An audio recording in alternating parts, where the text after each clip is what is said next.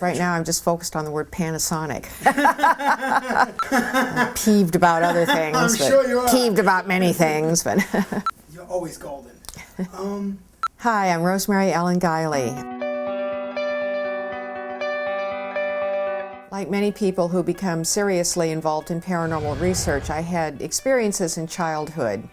They concerned mostly beings that I think were fairies. They were invisible playmates. And I also had experiences with angels. There were angels around me who were present a lot and also sang to me.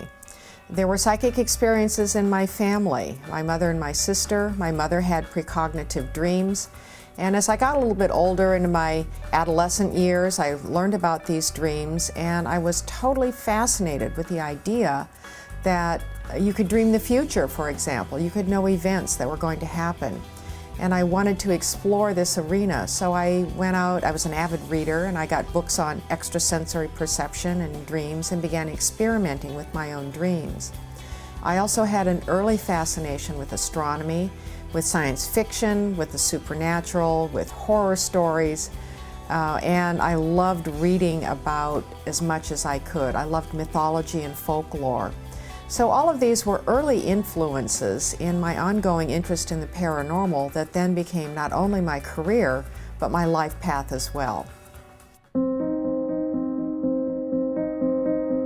The media explosion in the paranormal, especially in the reality television end of things, has been a double-edged sword. On one hand, it stimulated a lot of interest in the paranormal, more than I've seen in quite a few years. And that's been good because the paranormal is now a dinner table conversation, and people are much more willing to talk about their experiences and to wonder about what they mean. The downside of that is just the nature of television and entertainment. These shows are really more entertainment. And in order to keep audiences interested and entertained, they have to be exciting. So it's not that they don't capture real phenomena or that the real phenomena don't exist, but quite often things are embellished or heightened for the sake of coming across television in a way that will interest the audience, and sometimes evidence is just downright fabricated. People who are unfamiliar with the paranormal have mistaken the exaggerated episodes, events, and phenomena for the real thing.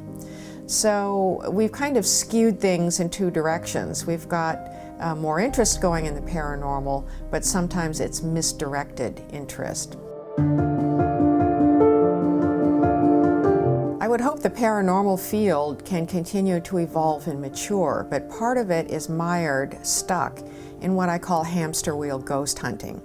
And this is one of the effects of reality television.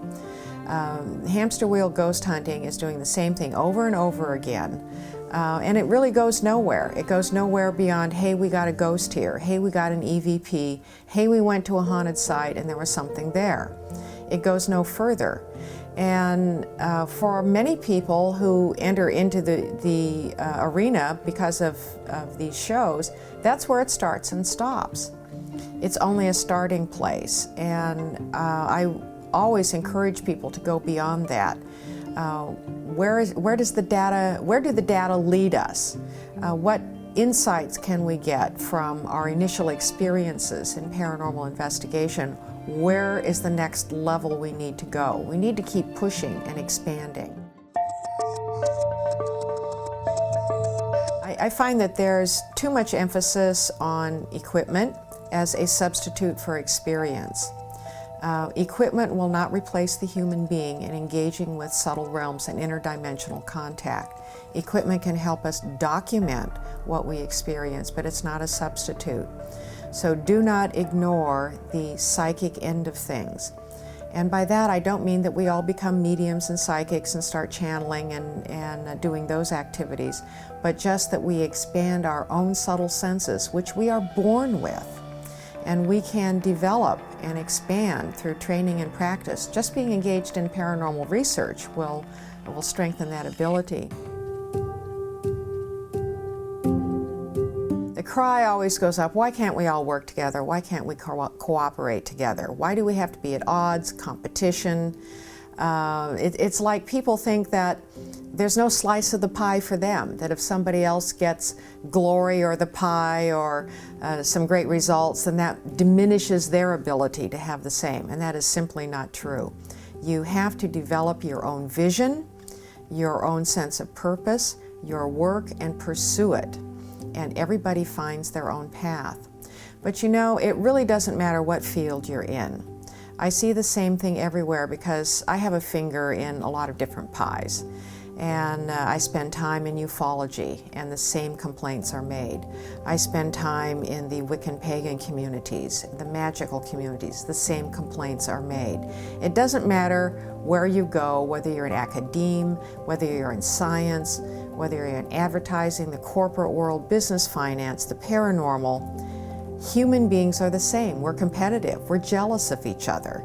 And the same infighting goes on wherever you go. But trying to organize human beings into one big cooperative community is like herding the proverbial cats. It just doesn't happen very well, and it seems to be human nature where we're at in evolution.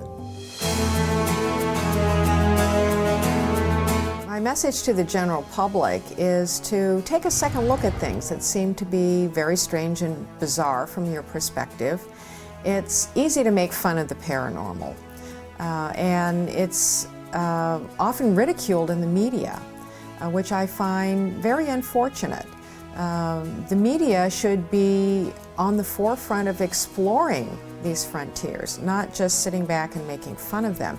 And yet we find historically that's often been the response of the media concerning things in what we would call the unknown, that it's dismissed as somebody's silly ideas, as fantasies, as hallucinations, as fringe people on the fringe of society.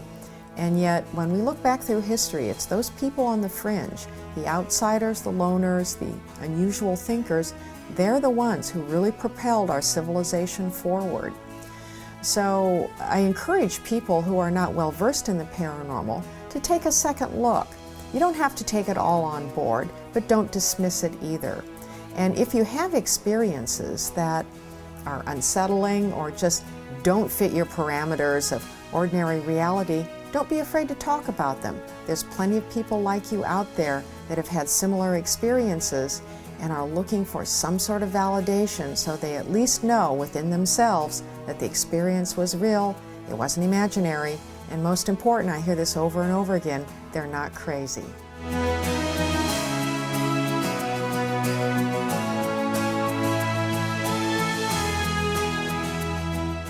Thank you so much, Rosemary. You are done, baby.